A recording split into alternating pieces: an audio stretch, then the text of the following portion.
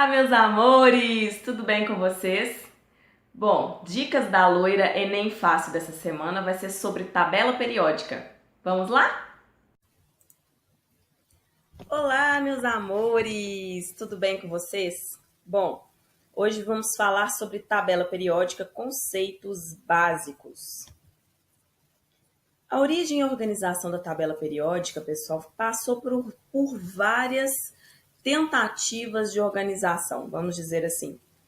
De parafuso telúrico a notas musicais, ordem crescente de massa atômica e outros, até que, quando foi em 1930, Henry Moseley descobriu que se ele organizasse a tabela periódica por ordem crescente de número atômico, que é o Z, nós teríamos então famílias com elementos com características muito semelhantes. Então, através dessa organização, nós podemos observar e saber as propriedades de um elemento, baseando-se somente na família ou o grupo que ele pertence. Tá? Então, a nossa organização atual, ela é de 1913, por ordem crescente de número atômico. Quando foi na década de 50, Glenn Seaborg, ele organizou os elementos transurânicos, que são os elementos que têm número atômico de 94 a 102, reconfigurou lantanídeos e actinídeos. Esses lantanídeos e actinídeos hoje, pessoal, eles ficam embaixo da nossa tabela periódica. Se fosse para colocar no design antigo, com os lantanídeos e actinídeos dentro da tabela, ela ficaria muito, muito, muito extensa. Então, eles foram retirados e colocados para baixo da nossa tabela. Daqui a pouco eu vou mostrar para vocês como ficou isso, tá? Em 2001, a União Internacional de Química Pura e Aplicada, que é a IUPAC, recomenda a retirada da classificação de semimetais. Então, às vezes você tem uma tabelinha antiga, tá, que alguém da sua família usou e acabou emprestando para você que tem essa classificação, ela não vai servir mais para a gente poder estudar, tá? Essa classificação de semimetais eram elementos que tinham características tanto dos metais quanto dos ametais. A gente não utiliza essa classificação mais, desde 2001. Em 2016, houve a descoberta e o acréscimo de novos elementos na tabela periódica. Daqui a pouco eu vou passar para vocês. A partir de 2004, esses elementos começaram a ser descobertos. Quando foi em 2016, a IUPAC, então, reconheceu esses elementos como sendo verídicos, né, e autorizou a colocação deles na tabela periódica, conforme eu vou mostrar para vocês. Estrutura da tabela periódica atual, pessoal. Nas linhas horizontais, nós temos períodos. Esses períodos, pessoal, eles vão definir o número de camadas ou níveis eletrônicos dos elementos. Nós podemos comparar também questões de raio atômico. Geralmente, os elementos que estão no mesmo período têm praticamente o mesmo tamanho, tá? Grupos ou famílias são linhas verticais que definem o número de elétrons da camada de valência. Essas famílias vão receber nomes específicos, nós vamos repassar cada um deles e vamos entender, então, as semelhanças. Porque se o elemento participa da mesma família, ele tem semelhanças com aquela família, com aqueles elementos. Vou dar um exemplo aqui, coluna 1, o hidrogênio, por exemplo, o sódio, tá? Potássio, nenhum deles gostam de água, eles reagem violentamente com a água. Então é como se fossem os irmãos de uma mesma família, todos com características físicas diferentes, por exemplo, porém nenhum deles gostasse de tomar banho. Tá? Então, nenhum dos elementos da família 1A gostam de água. Isso é uma característica da família. E assim nós vamos ter os outros elementos das famílias também com características bem semelhantes. As divisões básicas que nós temos, então. Metais, que são os amarelinhos. Ametais ou não metais. Tá? Essa nomenclatura também pode ser usada, não metais. E gases nobres. São essa última coluna da tabela periódica, essa última família, tá? De elementos que são chamados de gases nobres por um motivo específico. Eles são inertes, eles não gostam de se misturar. Então, eles são chamados de nobres, tá? Por essas características deles serem bem específicas. Vamos falar um pouco dos metais, então. Os metais são ótimos condutores de corrente elétrica e calor. Bom, pessoal, se eu vir para vocês e falar assim, ó, pega um garfo lá na sua cozinha e coloca ele para mim na tomada, você não vai colocar, óbvio. Você sabe que os metais são ótimos condutores de corrente elétrica. A mãe de alguém, de um dos seus amigos, faz aí uma feijoada e deixa a colher, né, de alumínio dentro dessa panela de feijoada. Quando você pegar, você vai queimar a sua mão. Por quê? Os metais são ótimos condutores de calor. Então, grave essa característica dos metais. Eles são ótimos condutores térmicos e elétricos no estado sólido. Também, né, no estado sólido. Apresentam um brilho característico metálico. Bom, gente, esse brilho ele é devido ao salto quântico dos elétrons. Vocês já estudaram lá em modelos atômicos, no modelo de Bohr, que o elétron ele recebe energia, ele fica excitado e ele salta para uma órbita mais externa. Quando ele retorna para sua órbita de origem, ele emite essa energia na forma de luz, brilho ou calor. Então, esse brilho característico dos metais, um anel de ouro, uma panela de alumínio, de cobre, de ferro, é devido a esse salto quântico dos elétrons. Possuem elevada temperatura de fusão. Bom, gente, devido à questão deles serem muito densos, tá? Das ligações deles serem muito fortes, nós não conseguimos fundir numa temperatura baixa. Nós vamos precisar de temperaturas elevadas, 600 graus, 500 graus, e aí depende do material. São maleáveis, eu consigo fazer panelas, anéis, né, moldar estátuas, se eu quiser, com esse material. São dúcteis, ou seja, são fáceis de moldar e de formar fios, tá? Eu consigo fazer fio de cobre, fio de ouro, fio de prata. E aí nós temos 3 exemplos, né? O ouro, que o símbolo dele é o AU, o cobre, que o símbolo dele é CU, e a prata, que o símbolo dela é AG. Os não metais ou ametais. Bom, gente, eles são praticamente o oposto dos metais. Eles são maus condutores de eletricidade, apresentam coloração opaca, ou seja, não tem brilho, possuem baixo ponto de fusão e quando se encontram no estado sólido, eles se fragmentam, ou seja, não é possível transformá-lo em objetos. E aí nós temos 3 exemplos, o enxofre, que é esse amarelinho aqui, o gás cloro, que também é um amarelo esverdeado, e o bromo. Gases nobres. Esses gases nobres, eles formam moléculas monoatômicas, ou seja, de um átomo só. São inertes, conforme eu já falei para vocês. Eles dificilmente vão se combinar com outros elementos químicos, tá? Apesar de que eles podem fazer ligações, tá, gente? Em condições especiais, por exemplo, a gente tem o CeF4, o xenônio, que é um gás nobre, fazendo ligação com 4 flúors, 4 átomos de flúors. Tá? Em condições especiais, isso pode ocorrer sim, mas é raríssimo. Nós vamos ter aí hélio, neônio, argônio, criptônio, xenônio e radônio. A característica básica deles e principal é que eles possuem a última camada eletrônica completa, ou seja, com 8 elétrons, com exceção do hélio, que é o primeiro da nossa família, da nossa coluna. O hélio, ele somente tem 2 elétrons na sua camada de valência, na sua camada mais externa. O hidrogênio é um caso à parte, pessoal. Antigamente ele era considerado um elemento sem classificação, né, sem família. Hoje ele é classificado como um ametal. Apesar dele estar do lado esquerdo da tabela e estar longe dos ametais, as características deles são mais semelhantes aos dos ametais. Aí, como exemplos desse hidrogênio, nós vamos ter combustível para foguete, tá? Ele está presente na água. A famosa bomba de hidrogênio, que atualmente nós tivemos aí a Coreia do Norte ameaçando o mundo com uma bomba de hidrogênio. Eles divulgaram a notícia, até hoje nós não sabemos se foi uma notícia fake, se foi uma notícia verdadeira, de que testaram uma bomba de hidrogênio dessas no oceano, tá? Em direção ao Japão. Uma característica dessa bomba H, pessoal, já vou adiantar para vocês antes do assunto de radioatividade, é que o poder de destruição dela é muito maior do que a bomba atômica. Nós temos aí ela com uma potência, essa bomba de hidrogênio com uma potência muito maior do que a bomba atômica, né, convencional.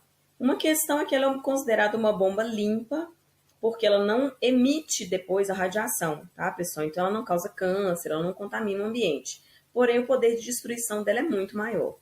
A bomba atômica, entretanto, ela destrói menos comparada à bomba de hidrogênio, porém ela deixa esses efeitos, né, que perduram aí por gerações, com respeito a câncer, problemas de tireoide, deformações, fetos nascendo com problemas e tudo mais. Bom, é usado também como combustível. Um dos principais problemas de se usar o hidrogênio como combustível é que ele é muito, muito inflamável. Então, se você tem um carro que a qualquer encostadinha que você der, a qualquer batidinha, ele exploda, isso não é convencional. Alguns conversores hoje, eles produzem hidrogênio a partir da molécula de água, tá? Da água destilada. Só que a vantagem é que ele produz esse hidrogênio e você logo o consome. Então, ele não fica estocado no carro. Ele não fica armazenado no carro. Tá? Então, é uma boa alternativa aí aos combustíveis fósseis. Deixei algumas notas para vocês, né? São elementos líquidos aí, o mercúrio e o bromo. Valendo ressaltar que o mercúrio é o único metal que é líquido na tabela periódica. E aí você vai se lembrar do líquido que vem dentro do termômetro, aquele termômetro antigo, ele vem com um líquidozinho prata dentro. Inclusive, quando quebrar, pessoal, não brinquem com esse líquido, ele é extremamente tóxico e cumulativo, tá? Se você colocar na boca ou comer alguma coisa depois de ter tocado o mercúrio, você vai acabar ingerindo esse elemento e ele se acumula no seu organismo, tá? Alguns gases eu deixei aqui para vocês os exemplos. Cisurânicos, quando você ouvir o termo cisurânicos, são os elementos artificiais de número atômico Z menor que 92, ou seja, menor que o urânio. E aí nós vamos ter o astato, o tecnécio, o promécio, o frâncio. E nós vamos ter os transurânicos, que são os elementos artificiais de Z, número atômico maior que 92. E eles são todos artificiais, ok? Alguns elementos naturalmente radioativos, nós vamos ter então do bismuto 83 em diante. Bom, essa é a estrutura da tabela periódica atual que nós temos, tá? Como será cobrado? Ele vai ser cobrado no meio de uma questão. Ele pode falar, é um elemento de transição, é um metal, é um ametal, é um gás nobre, no meio de uma questão. Tá? A questão crua, assim, principalmente no Enem, é muito, muito difícil de cair. Tá? Mas você tem que saber esses conceitos para você poder entender a questão. Nós vamos ter aí, no meio, elementos de transição, são as colunas B. As colunas A, nós vamos ter os elementos representativos, tanto a coluna 1A aqui e 2A, quanto as colunas A que estão do lado direito da tabela. Os elementos de transição nós vamos dividi-los de duas formas. Metais de transição interna, que são essas duas linhas aqui que nós temos embaixo, esses dois períodos, e os elementos de transição externa, que são os de dentro. Professor, está trocado. Os de interna ficam de fora e os de externa ficam de dentro? Sim, pessoal. Essas duas linhas aqui, esses dois períodos, eles estão contidos dentro da tabela periódica. Lembra que eu falei para vocês que foi retirado esses lantanídeos, esses actinídeos da tabela por causa de design mesmo dessa tabela? Então é isso. Eles foram passados, esses dois pedacinhos aqui, para baixo. Então, eles são chamados de metais de transição interna. Então, relembrando, não metais ou metais à direita, metais no meio, lantanídeos e actinídeos. Lantanídeos, pessoal, porque começa com lantânio, actinídeos porque começa com actínio. Lembrando que esses dois períodos aqui, essas duas linhas, estão contidas aqui dentro da tabela periódica. Nome das famílias ou colunas, vamos lá. Coluna 1 ou 1A, metais alcalinos. Coluna 2 ou 2A, metais alcalino-terrosos. Coluna 6A ou 16, calcogênios. Coluna 7A ou 17, halogênios. Coluna 18, 0 ou 8A, gases nobres. Bom, pessoal, o que seria então um elemento químico, tá? O elemento químico é o conjunto de átomos que possuem o mesmo número atômico. Lembre-se, pessoal, que o número atômico Z é a identidade do meu elemento, é a digital dele. Então, somente ele e os seus isótopos, lógico, têm o mesmo número atômico, ok? Símbolos. Nós vamos ter o hidrogênio com H, o carbono como sendo C, o oxigênio como sendo O. E aí surgem outras substâncias que começam com a mesma letra, e aí a gente insere uma segunda letrinha minúscula na frente, é o caso do hélio, tá? O hélio começaria com hidrogênio, então a gente coloca HE para o hélio. O cálcio também começa com C igual ao carbono, então a gente coloca um A na frente, simbolizando que é o cálcio. E nós temos alguns também que derivam do latim. Por exemplo, o sódio, o símbolo dele é Na, porque deriva do nátrium. E a gente vai ter alguns da tabela que vão derivar desse latim também, tá? 4 novos elementos químicos foram descobertos, então, aí a partir de 2004, tá? Foram anunciados e reconhecidos pela IUPAC em 2016. E os descobridores dos elementos são Japão, Rússia e Estados Unidos. Eles foram convidados para apresentar sugestões de nomes para esses próximos e novos compostos, tá? A entrarem na tabela periódica.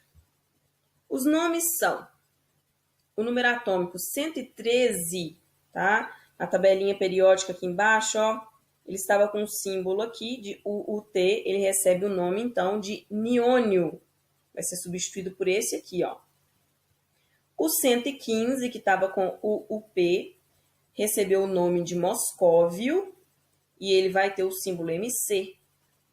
O 117, que tinha US, recebeu o nome de Tennessine e o símbolo de TS. E o último aqui, 118, recebeu o nome de Oganessono e recebeu o símbolo OG.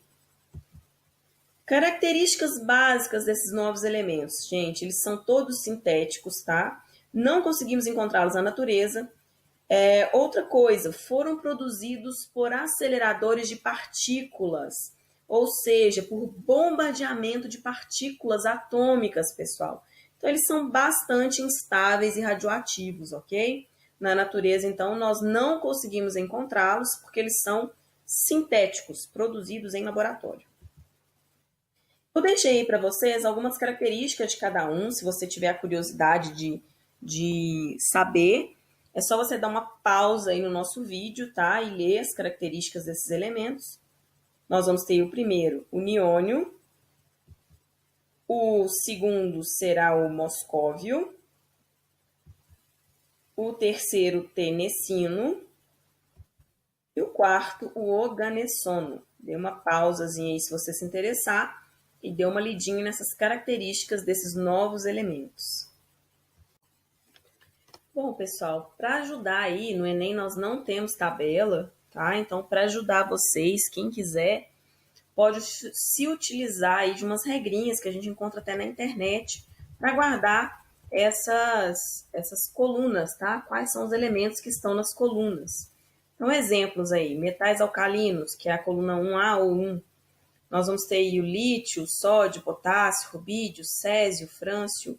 Então, nós vamos ter Li na capa da revista Coisas Francesas. Metais alcalino-terrosos, nós vamos ter Bela Magnólia, casou-se com o senhor Barão Ratão.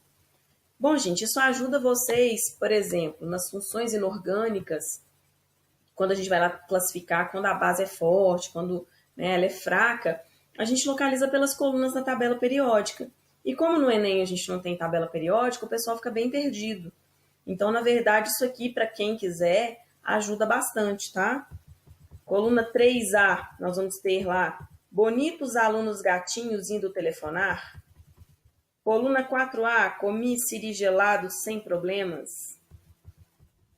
Coluna 5A ou 15, Nós vamos ter nenhum professor assume saber de biscates. Coluna 6 ou 16, os 7 porquinhos. Coluna 7 ou 17, fui no clube, briguei e atirei. Coluna dos gases nobres, Hélio, Nélio e Arnaldo quebraram a xerox do Ronaldo. É mais uma brincadeira aí, só para você tentar gravar isso daí, tá, pessoal? Pode te ajudar na hora da prova. Bom, meus protos queridos, eu espero que tenha ajudado vocês, que vocês tenham gostado. Eu tô deixando aí para vocês o meu canal. Peço que vocês se inscrevam no canal, ativem as notificações, dê o seu like, compartilhe. Deixe aí também os links do Facebook, Marcele Ferreira, e o Instagram, Marcele Ferreira 2. Lá no próprio canal do YouTube, né, que é o Química Show, você encontra o link para você ser direcionado tanto para o Face quanto para o Instagram. Beijo da loira!